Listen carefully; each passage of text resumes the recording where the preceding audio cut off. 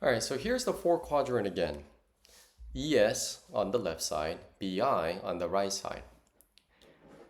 Now, employees or self-employed or business owners, I feel like anyone who makes money in those three quadrants should also try to be involved in the investor bucket. Because again, when you look at the circle of wealth, to generate passive income, you gotta own things.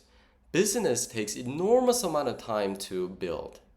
I didn't think it would be that hard, but it was one of the hardest thing I've ever done in my life to start my own business. I failed multiple times before I was able to get one business off the ground and running.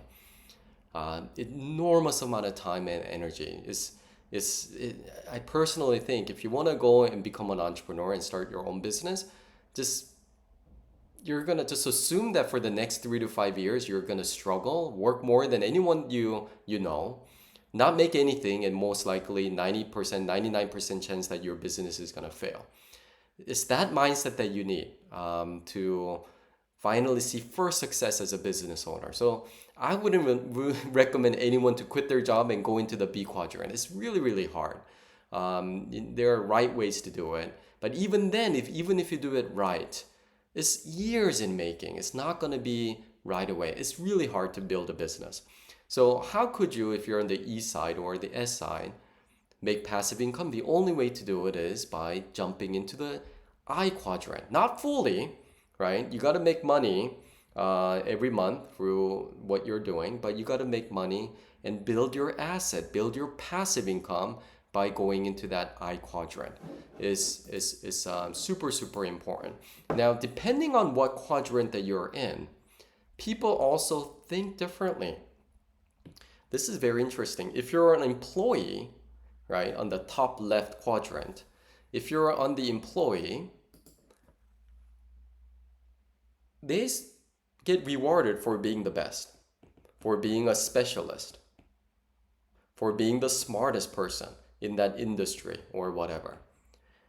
So if you're stuck on the employee mindset, that's who you're gonna try to be. You're gonna be the smartest person, the best person, the most vocal person in the room, because that's how you get recognized, and that's why you get paid every month for being the smartest person in that industry or in that role.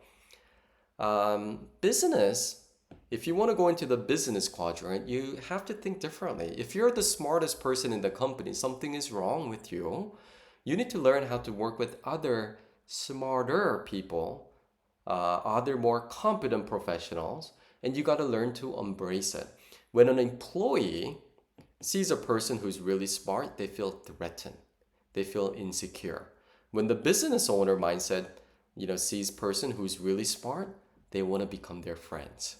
It's a different way of thinking. So, if you're watching this video and you're very young and you're very early in your career, again, there's nothing wrong with any of these quadrants. You can start out your career as an employee and go into the business, and knowing that you're going to spend 3 to 5 years of pain and struggle and misery and failure before your business makes money. But if you want to do that and that's what you want, then go for it. That's what I did. I just didn't know it would take me 3 to 5 years. I thought I can do it in 6 months, 1 year, and I was completely wrong. It took me years before I was able to make, before my business was able to make more money than what I would have made as an employee. So hard. I don't know if I can ever do that again. But anyway, if you're on the business owner mindset, then when you see other people smart, be friends with them. You don't have to be smarter than them. You will celebrate when they're victorious. Whereas employee mindset, if someone else really succeeded, you're like, oh man, I feel threatened or I'm jealous, right? Okay. But anyway, so that's a different mindset. One other thing that I wanted to highlight originally in this is on the investment quadrant, maybe one of the most important thing is the concept of interest percentage. So this sometimes is called rate of rate of rate of return of investment.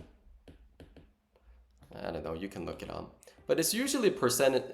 So if I invest, for example, $1 million what return in percentage can I expect each year, right? So return of investment, but investors usually always think in percentage.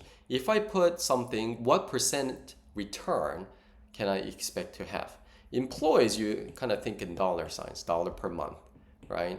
Business, maybe you think, EBITDA, the earnings before interest and taxes and yeah. So, but that's also dollar. But investor is kind of a neat bucket because you're thinking in terms of interest.